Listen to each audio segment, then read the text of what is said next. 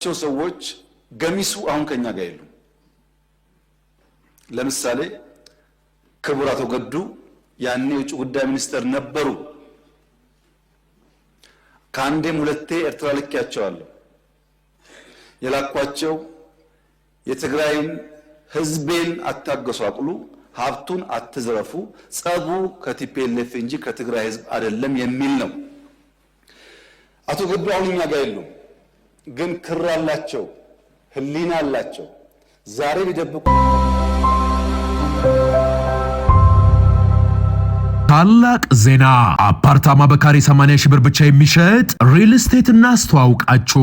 ኃይሌ ጋርመንት በ4 ዓመት 3 ሳይቶችን ጥንቅቅ አድርገን ሰርተን ያስረከብን ሲሆን አሁን ደግሞ ኃይሌ ጋርመንት አፍሪካ ሲዲሲ ፊት ለፊት ወይም ንፋስ ስልክ ላፍቶ ክፍለ ከተማ አጠገብ በካሬ 80 ሺህ ብር ብቻ ዘመናዊ አፓርታማ እየሸጥን እንገኛለን። ባለ 2 መኝታ በ7.2 ሚሊዮን ብር ጠቅላላ ክፍያና በ2.1 ሚሊዮን ብር ቅድመ ክፍያ፣ ባለ 3 መኝታ በ8.8 ሚሊዮን ብር ጠቅላላ ክፍያና በ2.6 ሚሊዮን ብር ቅድመ ክፍያ፣ ቀሪውን ያለምንም ወለድ በአመች አከፋፈል ይከፍሉታል። በተጨማሪም በአመት ከ6 ወር የሚረከቡትና ተሰርተው ያለቁ አፓርታማዎች በሽያጭ ላይ ነን። ልብ ይበሉ፣ የዋጋ ለ10 ቤቶች ብቻ የወጣ ስለሆነ ፈጥነው ይደውለው። ባንዳዎች በተደጋጋሚ ኢትዮጵያን አቁስለዋል፣ ማጥፋት ግን አልቻሉም።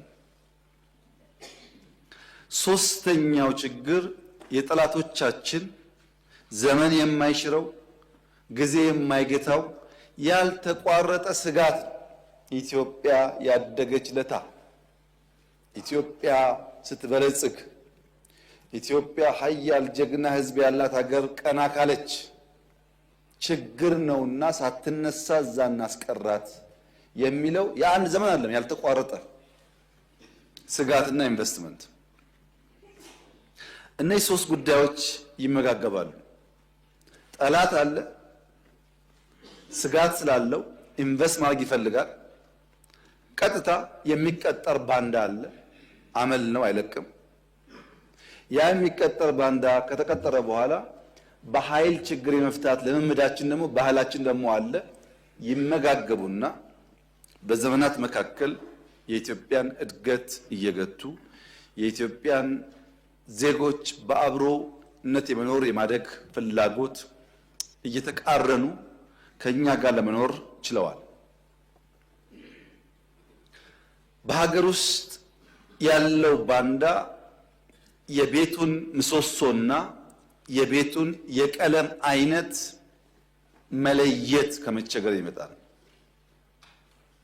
የዚህ ቤት ቀለም በአንዳንዶቻችን እይታ ነጭ መሆን አለበት፣ በአንዳንዶቻችን እይታ ቢጫ መሆን አለበት፣ በአንዳንዶቻችን እይታ ቀይ መሆን አለበት። ልንከራከር እንችላለን። የዚህ ቤት ቁመና በሚወስነው ምሰሶ ላይ ግን ሁላችንም የጋራ አቋም ከሌለን በቀር ምሰሶውን አፍርሰን ስለ ቀለም ብንጨቃጨቅ ግድግዳ በሌለበት መዳረቅ ነው የሚሆነው። የኢትዮጵያን ኤግዚስተንስ የኢትዮጵያን ህልውና በሚገዳደር ጉዳይ ላይ መቆም የፖለቲካ ስብዕና አያሰጥም። ምክንያቱም የፖለቲካ ስብዕና ምን አይነት ስርዓት ምን አይነት ቀለም በሚለው መጨቃጨቅ እንጂ እንደ ሀገር ኤግዚስት ማድረጋችንን ጥያቄ ውስጥ የሚያስገባ መሆን የለበትም። ይሄ ይምታታና የቤቱ ቀለም ይቀየር የሚሉ ሰዎች የቤቱ ምሰሶ ከሚያፈርሱ ሰዎች ጋር አብረው ይቆማሉ። ለምሳሌ የትኛውን ቦታ የሚታጠቅ ሰው ብልጽግና ይውደቅ፣ እኔን እንኳን ብዙ አልጨከኑብኝም፣ አፈ ጉባኤው ይውደቁ ይሉ ይችላሉ። ነገር ግን ኢትዮጵያ ትውደቅ ከተባለ መተው ምን ላይ ይቀመጣሉ ነው። ፓርቲዎች እንዲቀያየሩ ግለሰቦች እንዲቀያየሩ መጠየቅና የኢትዮጵያን ኤግዚስተንስ ጥያቄ ውስጥ ማስገባት የራስ እግር ላይ እንደመተኮስ ማለት ነው። ጠላቶቻችን ጉዳያቸው ማን ተቀመጠ አይደለም። በሚኒሊክ ጊዜም ነበሩ፣ በጃንሆይ ጊዜም ነበሩ፣ በየዘመናት ነበሩ፣ አሁንም አሉ፣ በሚቀጥለው ይኖራሉ። ቋሚ ፍላጎታቸው ምሰሶ ማፍረስ እንጂ የቀለም ጉዳይ አይደለም። የባንዳዎቹ ችግር የቤቱን ቀለም አይነት ለመወሰን የሚደረግ ትግልን ምሰሶን ከማፍረስ ጋር መቀላቀላቸው። ይሄ መማር ለሚፈልግ ሰው ታሪካችን ጥሩ አስተማሪ ነው። አባቶቻችን ተፈትነዋል። አስደማሚ ገድል ፈጽመው ደግሞ ለትምህርት የሚሆን ነገር ጥለውልን አልፈዋል። ለምሳሌ ደጃች ባልቻ አባነፍሶን ውሰድ። ባልቻ አባነፍሶ በሚኒሊክ ዘመነ መንግስት ስመጥር ጀግና አርበኛ፣ በአድዋ ድል ውስጥ ከፍተኛ ሚና የነበራቸው የጦር አዋጊ ናቸው። ጃንሆይ ሲመጡ አልተግባቡም። አሁን እኛ እንደማንግባባው አልተግባቡም። የጃንሆይ መንግስት ግዞት ጣላቸው። ከሲዳሞ ገዢነት አንስቶ ግዞት ጣላቸው፣ እስረኛ አደረጋቸው። በስተርጅና በግዞት ሳሉ ጣሊያን ድጋሚ መጣ። አድዋ ሄደው የተዋጉ ጀግና ድጋሚ ሲመጣ ሊያባብል ሲሞክር እኔ ጸቤ ከጃንሆይ እንጂ ከኢትዮጵያ አይደለም፣ ኢትዮጵያን ከሚወር ጋር አልቆምም ብለው በሁለተኛ ወረራ በስተርጅና ተዋግተው ሞቱ። እሳቸው የሉም። ገድላቸው፣ ታሪካቸው ግን ለሁላችን ትምህርት መሆን አለበት። ሊጋባው በየነ ወይም ደጃዝማች በየነው እንደማገኘው በሚኒሊክ ጊዜ በጣም ስመጥር ሰው ነበሩ። የወላይታ ገዢም ነበሩ። በጃንሆይ ጊዜ አልተግባቡም፣ ግዞት ተጣሉ። ግዞት መጣል ብቻ ሳይሆን አንዳንዴ አፍላፊ ተናግረዋል ተብለው በአለንጋም ተገረፉ። ያኝ ትልቅ ሰው ያኝ አርበኛ በግዞት ሳሉ ጣሊያን ሲመጣ እኔ ጸቤ ከጃንሆይ እንጂ ከኢትዮጵያ አይደለም ብለው ሁለተኛውን ጦርነት ሰሜን እየተዋጉ ነው የሞቱት። ለኛ መጽሐፍ አያስፈልገንም። አባቶቻችን ተገልጠው የሚነበቡ ገድል ሰሪዎች ናቸው። እነዚህ ጀግኖች ሀገራቸውን ያስቀደሙት እንደ ዛሬ የፖለቲካ ፓርቲ ኖሮ ግድ የለም ያኛው ፓርቲ ባይመቸኝ ከዚህኛው ጋር እታገላለሁ በሚል አይደለም። ፖለቲካ ፓርቲ ይባል የለም፣ ድፍን ነው፣ መንገዱም የለም።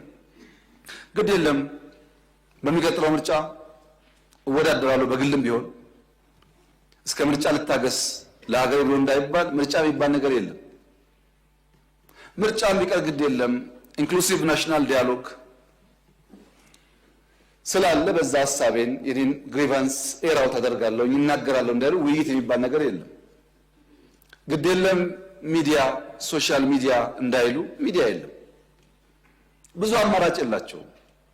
ምርጫቸው ግን የኢትዮጵያ ህልውና፣ የኢትዮጵያ ኤግዚስተንስ፣ የኢትዮጵያ ምሰሶ ነው።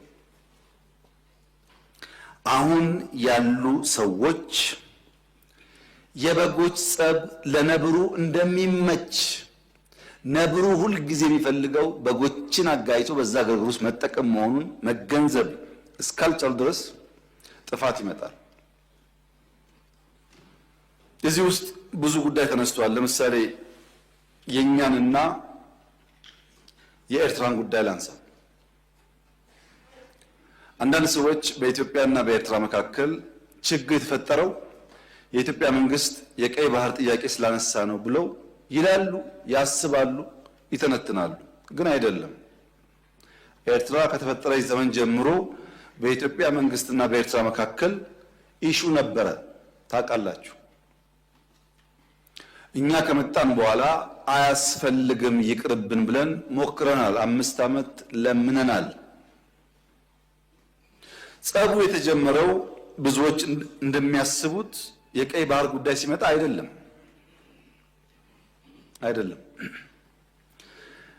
በትግራይ ውጊያ ሲጀመር የመጀመሪያው ዙር ውጊያ ሽሬ ካስለቀቅን በኋላ የኤርትራ ጦር ከኋላ ኋላ ተከትሎ ሽሬ ገብቶ የአንዳንድ ሰዎችን ግለሰቦች ቤት ማፍረስ፣ ፎቅ ማፍረስ ሲጀምር ጸብ ተጀምሯል። አልተናገርንም እንጂ አክሱም ይዘን ስናልፍ አክሱም ገብቶ ወጣቶች በጅምላ ሲረሽን ጸብ ተፋፍሟል። አድዋን ይዘን ስናልፍ አድዋ ሄዶ ፋብሪካዎች ሲፈታታ ሲሰርቅ ጸብ ተጋግሏል። አዲግራት ደርሰን የመድኃኒት ፋብሪካውን የሚነቀለውን ነቅለው የማይነቀለውን ሲያፈራርሱ ጸቡ ጫፍ ደርሷል። ግን የኢትዮጵያ መንግስት ያኔ በዚህም ለመዋጋት ብቃት አልነበረው። ውስን ኃይል ነበረ። ሽሬን ከያዝን በኋላ ያጠቃነውን ጣት እንከተል ነበር እንጂ የያዝነውን ቦታ እያጸናን አንሄድም። ይህ ጉዳይ የተከበረው ምክር ቤት ለዛሬ ዋጋ የለውም። ለታሪክ ማንሳት የምንፈልገው ጉዳይ አክሱም ወጣቶች ሲገደሉ፣ አድዋ ሲዘረፍ፣ አዲግራት ሲዘረፍ በርካታ ኢንቮይ ወደ ኤርትራ ልኬያለሁ። የላኳቸው ሰዎች ገሚሱ አሁን ከኛ ጋር የሉም። ለምሳሌ ክቡር አቶ ገዱ ያኔ የውጭ ጉዳይ ሚኒስትር ነበሩ። ከአንዴም ሁለቴ ኤርትራ ልኬያቸዋለሁ። የላኳቸው የትግራይን ህዝቤን አታገሷቅሉ፣ ሀብቱን አትዝረፉ፣ ጸቡ ከቲፒኤልኤፍ እንጂ ከትግራይ ህዝብ አይደለም የሚል ነው። አቶ ገዱ አሁን እኛ ጋር የሉም፣ ግን ክር አላቸው፣ ህሊና አላቸው። ዛሬ ቢደብቁ በታሪክ ውስጥ ይወጣል። ለምን ጉዳይ ሄደው እንደተነጋገሩ እሳቸውም ያውቃሉ፣ ሻዕቢያም ያውቃል፣ እኛም እናውቃለን። አሉ፣ አልሞቱም። እሳቸው አክሰስ ይደረጋሉ፣ ሊናገሩ ይችላሉ። ለክራቸው ሲሉ፣ ለእምነታቸው ሲሉ ማለት ነው። ለምን ጉዳይ እንደሄዱ በእሳቸው መፈታት ሲያቅተው አቶ ደመቀ ልክ ያለው አቶ ደመቀ አሁን እኛ ጋር የሉም፣ በህይወት ስላሉ ለእምነታቸው ለሌላቸው ሊጠየቁ ይችላሉ። ለምን ጉዳይ እንደሄዱ ያውቃሉ። ከነሱም ውጭ አሁን ሲስተም ውስጥ ያሉ 2-3 ሰዎች ልክ ያሉ። ታስታውሱ ከሆነ መቀሌ ልንገባ ጥቂት ሲቀረን የ3 ቀን አልቲማተም ብለን አውጀን ነበር። ብዙ ሰው ሚስጥሩ አልገባው። የቸገረን እኛ ሽሬን ስለቅ ከኋላ ይገባሉ፣ አክሱም ስለቅ ከኋላ ይገባሉ። አሁን መቀሌ ስንገባ ደግሞ ገብተው ትልቁን ከተማ ዳሜጅ ያደርጋሉ ብለን ከነሱ ጋር ከአሁን በኋላ ከወቅሮ እናልፋለን ብትሉ ወያኔ ትተን ወደ እናንተ ነው የምንዞረው ውጊያው ብለን ውቅሮ ላይ የሚጠብቅ ፎርስ አስቀምጠን ነው መቀሌ የገባ ነው፣ እንዳያልፉ ማለት ነው።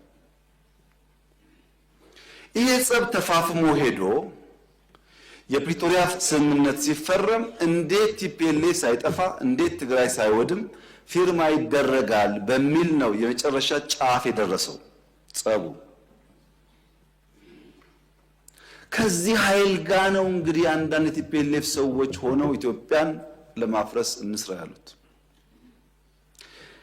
የትግራይ ህዝብን የሚጎዳና የሚጠቅም ነገር ይሄ መንግስት ነው የሰራው ወይስ ቲፒኤልኤፍ? ሁሉም ቲፒኤልኤፍ ላይሆን ይችላል። አክራሪ ቲፒኤልኤፍ በሚል ሊወሰድ ማን ነው የሚለውን ዛሬ ብዙ ኢሞሽን፣ ብዙ ፕሮፓጋንዳ፣ ብዙ ውሸት ስላለ ችግር የለውም። ነገ ግን ታሪክ ያወጣዋል። ማንም ሰው እውነትን ለጊዜው መሸፈን እንጂ ከናካቴው ማጥፋት አይችልም። እኛ መጨረሻ ፕሪቶሪያ ስንፈራረም መቀሌ ለመግባት 1 ቀን የቀረን አሸንፈናል። ታላቅ ዜና! አፓርታማ በካሬ 80 ሺህ ብር ብቻ የሚሸጥ ሪል ስቴት እናስተዋውቃችሁ። ኃይሌ ጋርመንት በ4 ዓመት 3 ሳይቶችን ጥንቅቅ አድርገን ሰርተን ያስረከብን ሲሆን አሁን ደግሞ ኃይሌ ጋርመንት አፍሪካ ሲዲሲ ፊት ለፊት ወይም ንፋስ ስልክ ላፍቶ ክፍለ ከተማው አጠገብ በካሬ 80 ሺህ ብር ብቻ ዘመናዊ አፓርታማ እየሸጥን እንገኛለን። ባለ 2 መኝታ በ7.2 ሚሊዮን ብር ጠቅላላ ክፍያና በ2.1 ሚሊዮን ብር ቅድመ ክፍያ፣ ባለ 3 መኝታ በ8.8 ሚሊዮን ብር ጠቅላላ ክፍያና በ2.6 ሚሊዮን ብር ቅድመ ክፍያ፣ ቀሪውን ያለምንም ወለድ በአመች አከፋፈል ይከፍሉታል። በተጨማሪም በአመት ከ6 ወር የሚረከቡትና ተሰርተው ያለቁ አፓርታማዎች በሽያጭ ላይ ነን። ልብ ይበሉ፣ የዋጋ ለ10 ቤቶች ብቻ የወጣ ስለሆነ ፈጥነው ይደውለው። እንደምታውቁት ያለው ግን ምንድነው? መቀሌ መግባት ድል አይደለም። ህዝባችንን ማንጠብቅ ከሆነ ተመልሶ ይዘረፋል፣ ተመልሶ ይገደላል። ያ ከሚሆን ሰላም ይሻላል። የኛው ህዝብ ነው ከሚጎዳብን ይቅርብን ብለን የወሰነው።